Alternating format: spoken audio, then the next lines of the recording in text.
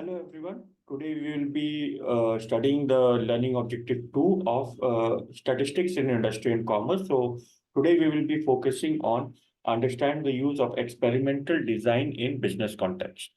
So in this session, we will cover the purpose and use of experimental design, the principles of experimental design, and the issues related to experimental design in a given business context. So first, let us look at the key terminologies with respect to the today's session. So experimental design as a basic concept, it is a powerful tool in business context for systematically investigating the impact of various factors on processes, products, or outcome. For example, uh, how will a recession impact the sales of a product or a service? How will the supply chain challenges will lead to delay in delivery of automobile units? So these are some of the examples where experimental design can be used.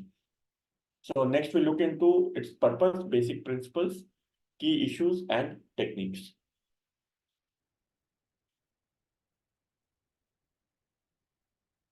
The main purpose of experimental design is to determine the relationship between the key variables.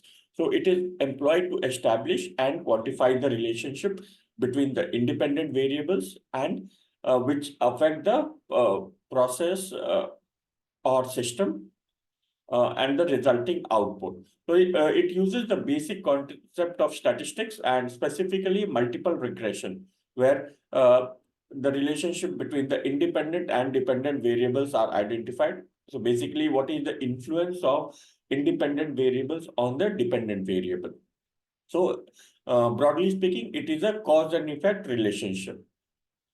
So businesses, they use experimental design to detect whether any changes in specific factors can lead to specific changes in outcomes. So this is essential for understanding how it will impact the overall business and what decisions or techniques can the management apply for decision making and for optimizing processes. So experimental design is based on the basic principle of actually it is based on multiple basic principles. So the first one is replication. So replication, it involves conducting the same experiment multiple times. So it provides an estimate of the experimental error and ensures the reliability of the results.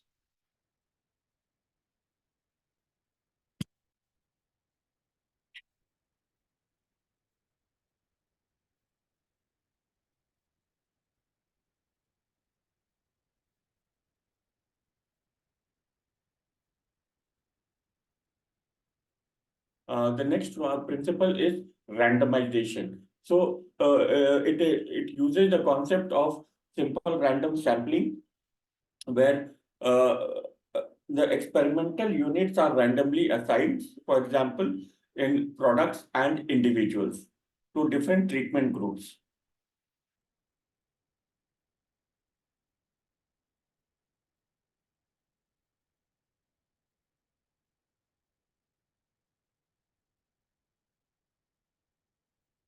So it ensures that the estimate of experimental error is statistically valid and that the results are not biased by the order of sequence or testing. So the third principle is with respect to local control. So what it involves is reducing experimental error by controlling or holding constant certain variables which could impact the outcome. So this also makes the experiment more efficient by isolating the effects of the specific variables of interest.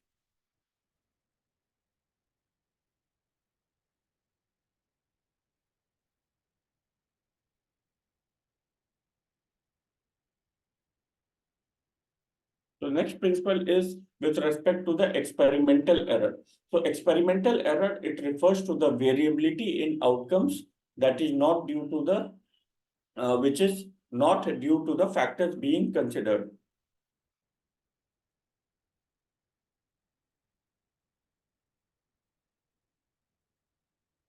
It can arise from factors like measurement, imprecision, or uncontrollable environmental conditions. So experimental design, it aims to minimize and account for this error.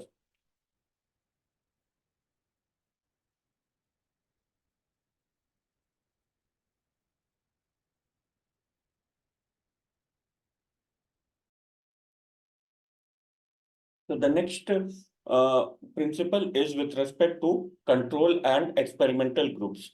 So in experimental design, a control group serves as a baseline against which the effects of treatment groups which are exposed to the change in factors are considered.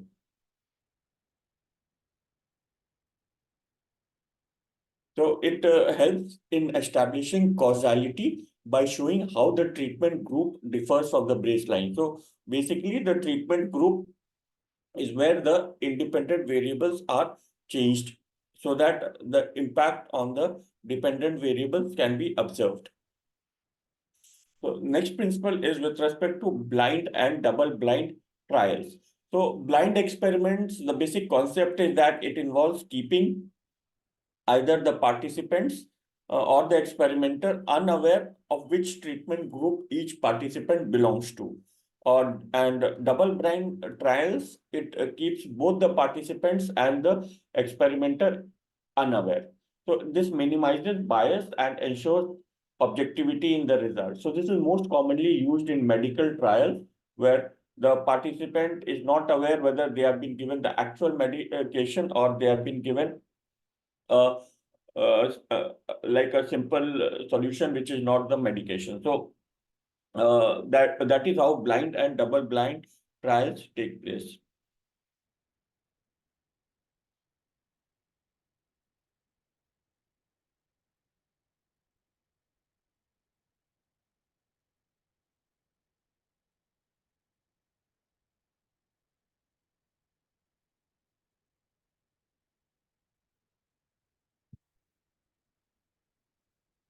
So the next principle in experimental design is paired comparisons. So paired comparisons, it involves comparing two related treatment or factors which is more effective.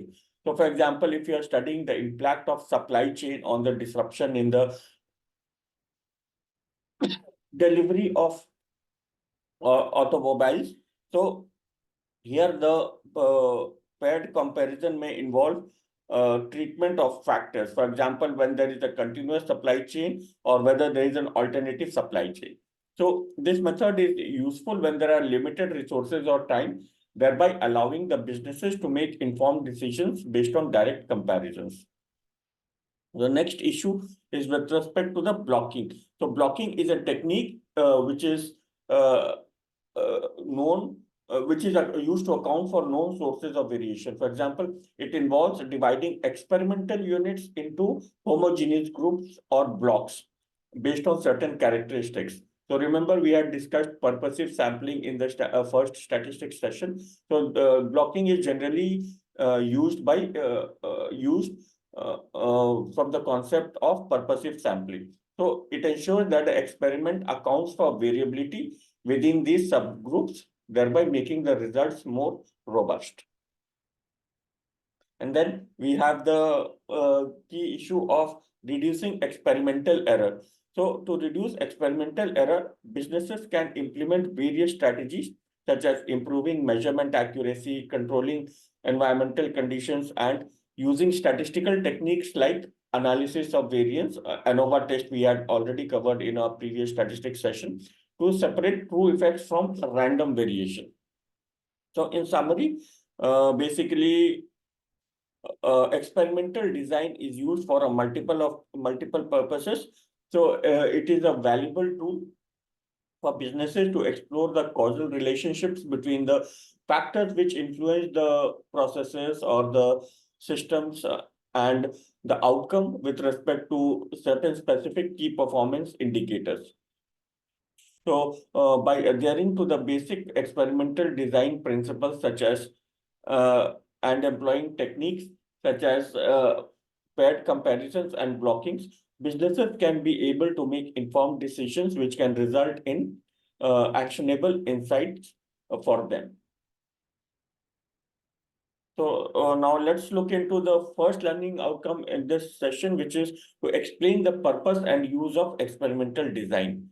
So before we go into that, let's look into the what is the main concept of experimental design. So experimental design, as a definition, it is a systematic approach used in research and scientific investigations to plan and conduct experiments with precision and efficiency. So basically, it is a derivation of experimental strategy where experiments are carried out in a controlled environment and the influence of independent variables on dependent variables are observed. So basically, a multiple regression technique is used in experimental design. So its purpose and use are critical in various fields, including business, such as to answer specific questions and uncover cause and effect relationships. So that is the core concept of experimental design. So the purpose of experimental design, the main purpose actually is to investigate the causal relationship. So to determine whether changes in one or more independent variables can cause a significant impact on the dependent variable. So it allows researchers to identify the factors that influence outcomes. So next purpose of experimental design is controlled testing. So controlled testing is a way in which the researchers can manipulate specific variables while keeping others constant. So certain, for example, in a study, if you're using 5 variables, so you can keep 3 variables constant and see the combined impact of other 2 variables on the dependent variable.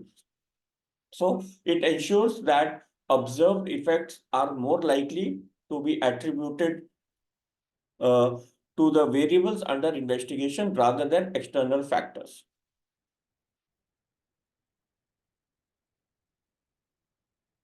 Then we have optimization. So in businesses, experimental design, it helps in optimizing products by again understanding the impact of the causal relationship. So by systematically testing the variations and measuring their impact, organizations can identify the most efficient and effective approaches to achieve their goals.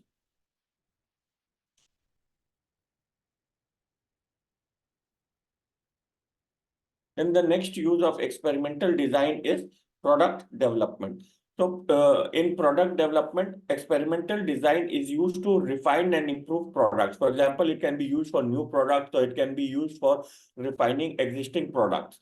An example is a food company may use experiments to determine the ideal ingredients and proportions for a new recipe. So similarly, a phone manufacturing company may test the combination of different metals and its impact on the resilience of the phone. For example, if an iPhone falls from, say, 10 feet, whether it will break or what will be the impact and how to improve the resilience. Then again, in aircraft industry, different materials are used to reduce weight, whereas also to enhance the safety of the different aircraft components. Then process improvement. So experimental design is used for process improvement for certain processes such as manufacturing processes. So here the different parameters such as temperature or pressure or the variations in the manufacturing processes, they are tested so that they can optimize production efficiency and reduce the defects. The third impact is the market research. So experiment, and the third use actually is the market research. So experimental design is applied to assess the effectiveness of marketing strategies. For example, A/B testing, for instance, involves exposing two groups to different advertisements to determine which one yields better results. So can be whether the marketing strategy A yields better results or the marketing strategy B yields better results. So that is one of the use of experimental design. Then in healthcare and pharmaceuticals. So in clinical trials, like I had already said earlier, experimental design is used to evaluate the efficacy of new drugs or medical treatments. For example, randomized controlled trials are a common example wherein either the patient is not, I mean, the patient is selected at random to study the impact of the new drug and how it helps in curing the symptoms or the whatever the disease is. Then we have in quality control, the businesses, they use statistical process control, which is often employed for designing, monitoring, and adjusting the processes to meet the quality standards. Then we have the environmental impact assessment. So in this domain, experimental design, it helps in assessing the impact of various factors on ecosystems. For example, how does climate change impact the melting of the glacier? How does the use of fossil fuels contribute to depletion in ozone layer? Or what is the impact of using a large number of automobiles on the environmental pollution? So that is used for environmental impact assessment. So again, the basic concept of statistical testing and experimental design is used. So in conclusion, experimental design is a valuable tool that allows businesses and researchers to draw meaningful insights.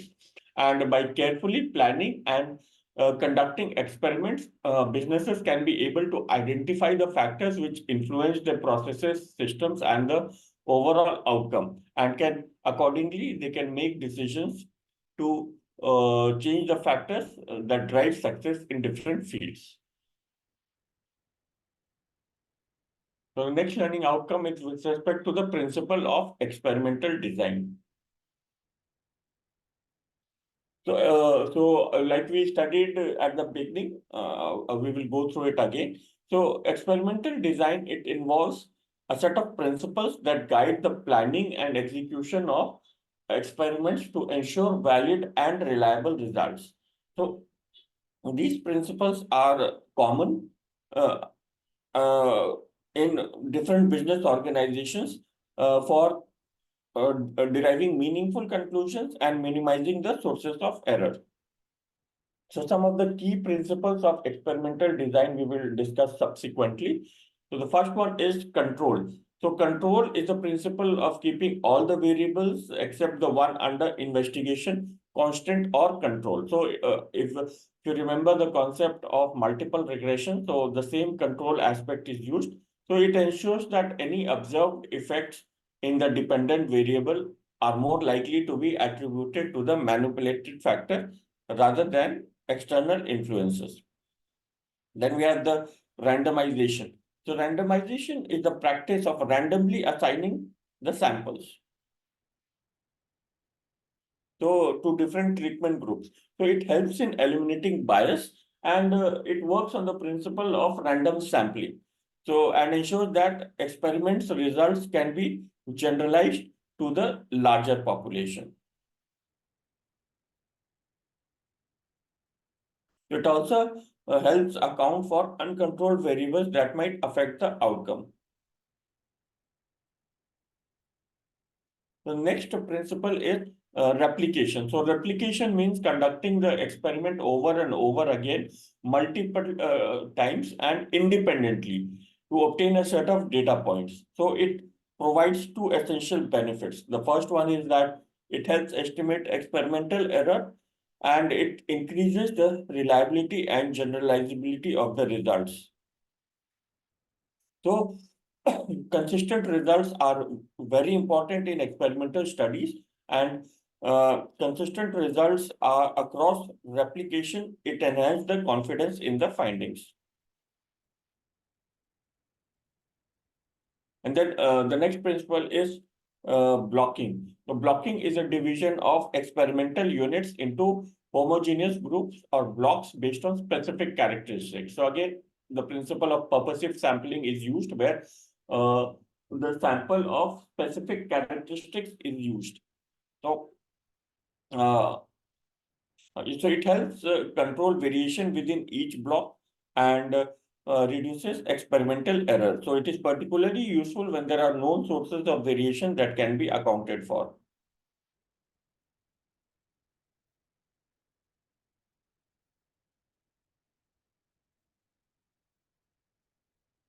Then we have the randomized complete block design. So this is an advanced design that combines both randomization and blocking. So in this design, subjects or objects are divided into blocks, and within each block, randomization is used to assign treatments. So this design effectively controls for both systematic and random sources of variation.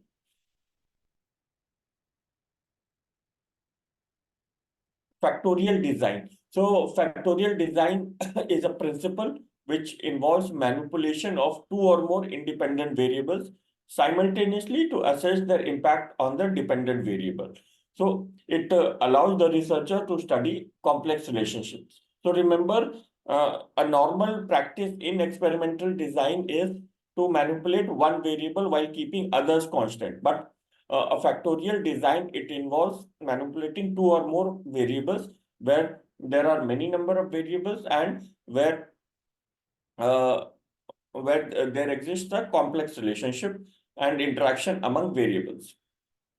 And next principle is control group. So in experiments, control group is exposed to a baseline control where to a baseline condition or receives no treatment, which is called a placebo, to serve as a reference point for comparing the effects of experimental group. For example, if you are testing the uh, effect of a diabetes drug on patients, so one lot of patients, they will be given the actual drug, the other patients will be the other lot will be given a placebo, which can be a simple water or it can be a mix of some other solution. And then the impact is observed whether the results are psychological or whether there is an actual impact. So this also helps in establishing causality and measure the treatment's impact. Then you have blinding. So blinding is a practice of either keeping the participants or the experimenters or both unaware of which treatment group they belong to. For example, a participant may be a part of treatment group A, B, C, or D. So they are not informed in advance. So that is another one of the principles used in experimental design. And we have counterbalancing. So in experiments with repeated measures or multiple treatments, a counterbalancing involves systematically varying the order of treatment presentation across subjects or conditions. It helps control for sequence effects and ensures that the order of presentation does not influence the results. So that is the principle of counterbalancing. Then we have sample size. So sample size is one of the most basic or the most simple concept in statistics.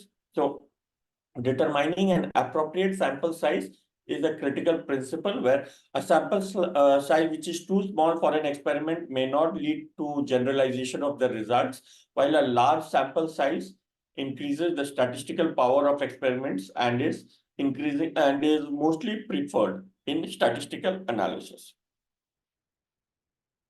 So in conclusion, the principles of experimental design, they guide researchers or even the businesses in conducting experiments that yield robust and valid results, allowing for broader populations to broader populations or situations. So experimental design principles are essential for ensuring scientific rigor of studies across various disciplines, including business and scientific research. So basically, experimental design is a very useful concept. And if you are entering the academic field or if you're entering into industry, you should have the basic knowledge of experimental design. So next, we look into the issues related to experimental design in a given business context.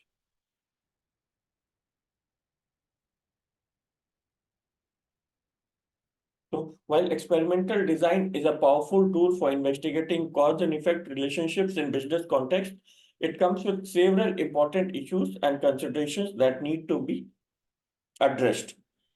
So the first issue is with respect to the experimental error.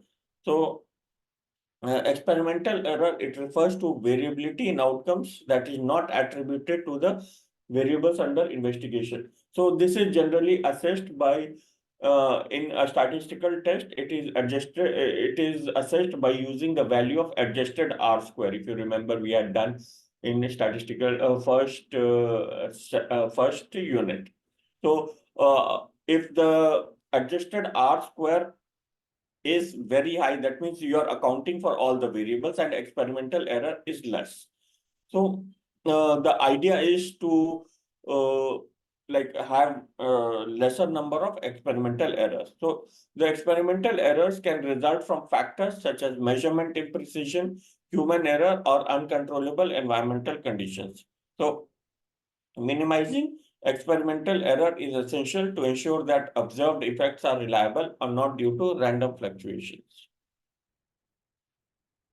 Then the next issue is randomization. So randomization can also present challenges. For example, if you're selecting a random sample, that can present challenges. Um, some sample may not be truly random. So you should ensure that the random sample is used in its true principle. And improper randomization can introduce selection bias and compromise the validity of the experiment. Then you have replication. So while replication is useful for ensuring validity and reliability in the study, it can be logistically challenging in business context. For example, replicating experiments may require additional resources, time, and cost, which need to be carefully considered. Then you have control and experimental groups. So properly defining control and experimental groups is very critical in any experimental design. So identifying a suitable control group that closely represents the experimental group, it helps in enhancing the uh, validity and reliability of the results. So ensuring that the two groups are comparable, it helps in also enhancing the establishing causality and the validity of the result. Then blind and double blind trials. So in this, the issue is that implementation of the blind and double blind trials can often be very challenging. So when testing marketing strategies or product changes that are really readily visible to participants. So designing such an experiment may be, I mean, practically it may be very challenging. Then ethical considerations. So in business experiments involving human participants, ethical considerations with respect to informed consent, voluntary participation, privacy of data, and privacy of participants and confidentiality of data. All these ethical issues, they need to be addressed when collecting data from human participants. Then you have external validity. So business experiments often need to be conducted in controlled settings. So, which may not fully represent real world conditions. So this can raise concerns about the external validity of findings, as the applicability of results to broader contexts may be limited.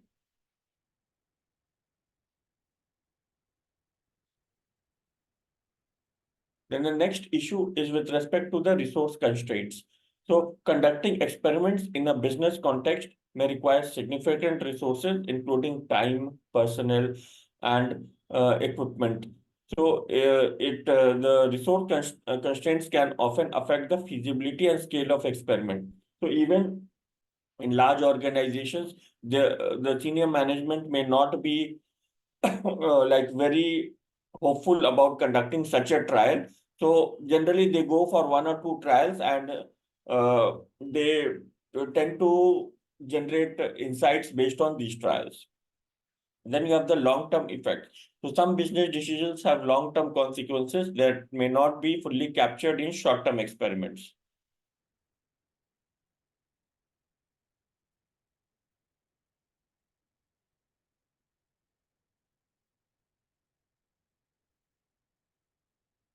And it is important to consider the potential long-term effects on decisions and whether follow-up studies are necessary. Then sample size. So sample size, the determination of an appropriate size is very crucial, and you should ensure that whether your experiment it requires a random sample or whether it requires a purposive sampling technique, and what is an appropriate sample size for the study. So if you have a lesser sample size, the results may not be valid or reliable. If you have if you have to collect a larger sample size, this can pose quite a lot of challenges, and it can often be costly. So in conclusion, addressing the issues with respect to experimental design, it requires careful planning and meticulous execution. And it is essential to consider these challenges when you are planning an experimental design, so that even in academic or or a company context, you can uh, uh, design an experiment where the results are meaningful and which can produce useful insights for decision making.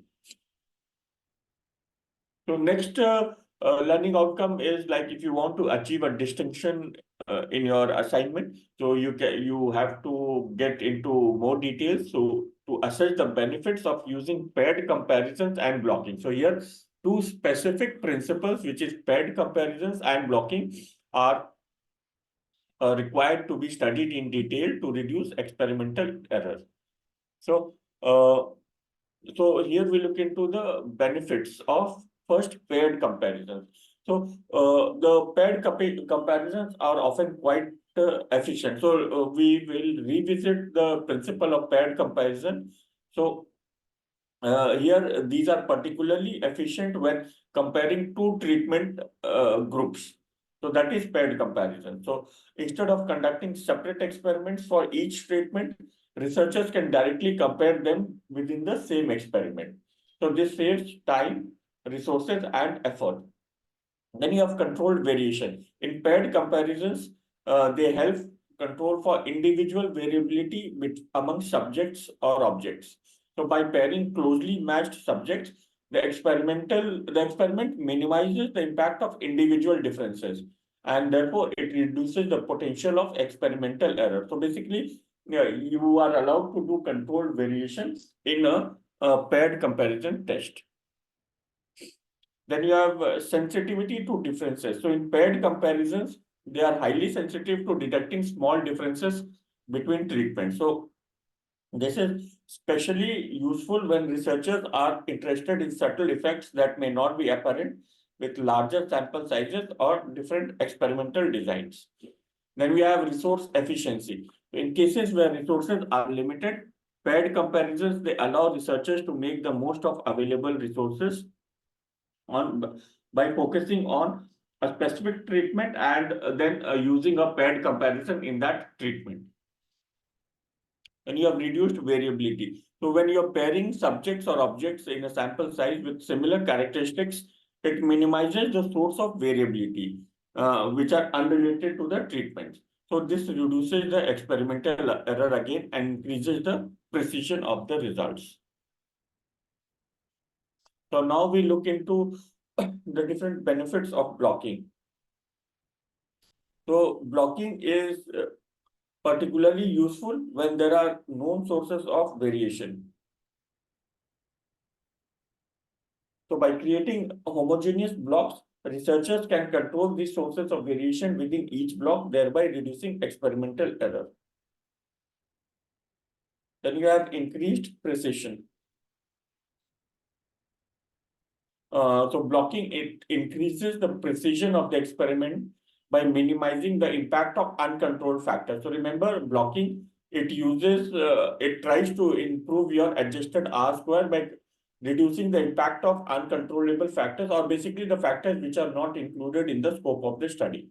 So this ensures that the observed effects are more likely to be attributed to the treatment rather than the external influences. So basically, the independent variables are more likely to influence the dependent variable rather than the external influences.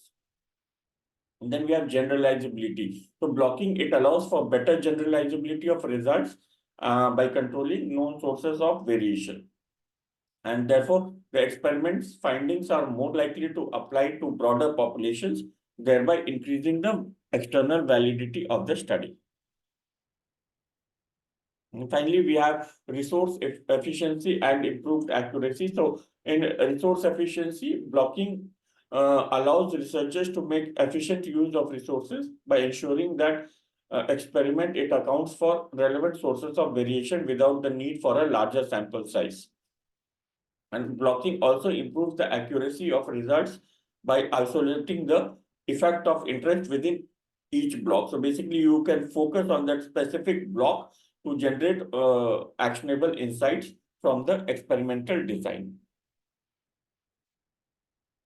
So in summary, both paired comparisons and blocking offer significant benefits in terms of reducing the experimental error and enhancing the validity of experimental results. So while paired comparisons are efficient for comparing two treatments directly, blocking is particularly useful when there are known sources of variation that need to be controlled, or basically the external influences, they have to be removed. So again, the choice between these two techniques depends on the allocation of resources, the time an organization has, or basically what type of research is being conducted and the context of the like experiment when if it is being done by the business. So with that, we conclude today's session. In case if you have any questions, you can let me know.